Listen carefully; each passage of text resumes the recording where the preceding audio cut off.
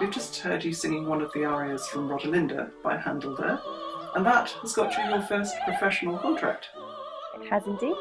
I auditioned for British Youth Opera in February, I think, maybe February, early March, and they obviously liked what I did with the aria. So it's a good piece for auditions. It's relatively short for a Handel aria, and they're doing a Baroque opera this summer. So I'm really pleased, really looking forward to performing at the Peacock Theatre with them.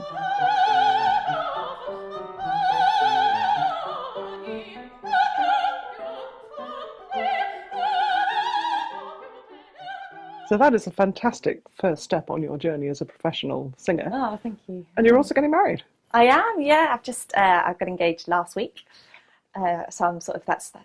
And he's a musician? He is, yeah. He's a trumpet player, and he does a big band and some jazz. So that's what he specialises in. Completely different to opera. When you told me that earlier, you said he's the cool musician. Does it bother you that classical music is not as cool?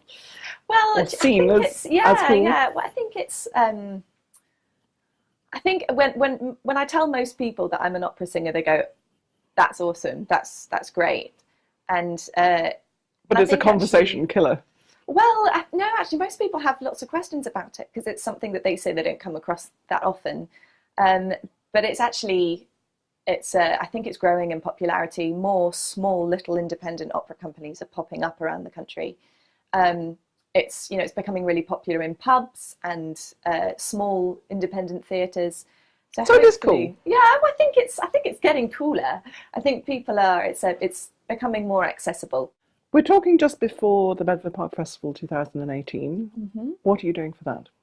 So on the 15th of June, we're doing an evening concert of the most popular arias, duets and trios from opera, all genres of opera, some of the early stuff, some of the really romantic stuff, and I think there's going to be a couple of modern things in there as well, and then a couple of silly ensembles at the end, just to wrap up the evening. And a couple of people have performed at the festival before.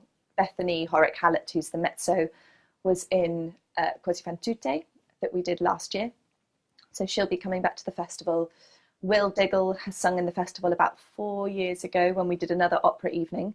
So people will hopefully recognise their voices and be able to see and hear how much they've improved. That's at St Michael and All Angels Church, and that's home for you, isn't it? It is indeed, yeah. I started out my singing career there, I think at the age of around about 7, 8, when I used to sing in the children's choir, and I stayed there until I was 10. So it's been a wonderful community to have been born into because of how supportive it's been with my music. And you credit St Michael's with your success, actually, don't you? I do, absolutely, yeah. And it's over the years the festival has just completely blossomed into something really fantastic, and it's a wonderful place for young musicians and young artists and anyone with a creative passion to be able to practice things and make mistakes and learn and develop, and it's a very educated audience that comes to the events. So I'm very lucky. You hit the headlines last year, didn't you? I did. Tell us about that. I did. It feels like a long time ago now, but I think it only actually settled in what happened around about January, February, because I think the whole thing went by in a bit of a daze. But I stepped into a concert at the Wigmore Hall, which is where I work as a front of house usher. I've worked there for 3 years. And I think everyone that starts working there when they're 18, 19 thinks, maybe one day, and then it happened. And I think I was the first person that the director has taken that risk on. And I was really lucky, and I got to sing with everyone. What happened? Well, so I got a call on a Wednesday evening, and I'd actually left my phone at home that day, so it turns out they'd been trying to contact me all day, and I just picked up the phone in time because they were about to call someone else. But so I got the call on Wednesday for a concert on Saturday, and someone had tonsillitis, and they asked me if I was free and if I wanted to come and step in. Extra time. Yeah, well, yeah. So, but actually there was a rehearsal on the Thursday morning. So I had Wednesday night to learn the music and get it up to a suitable standard, because I wasn't going to go in with these really famous singers that were all singing, and there were 16 singers in the concert. And I knew it was a sold out audience. So I wanted to make a fairly good impression at the rehearsal on the Thursday morning. What were they like to you?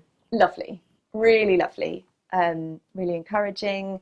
One of the girls I knew really well, because actually she'd given me a few lessons when I was 13, and her career has just taken off. She's called Anna Huntley. She's singing at all the big venues around the world. But she was lovely, and I called her and I said, Anna, what do I do? And she said, okay, learn this, don't worry, you can read that will be fine, learn these words. So she was brilliant. She gave me the lowdown. And what did they say afterwards?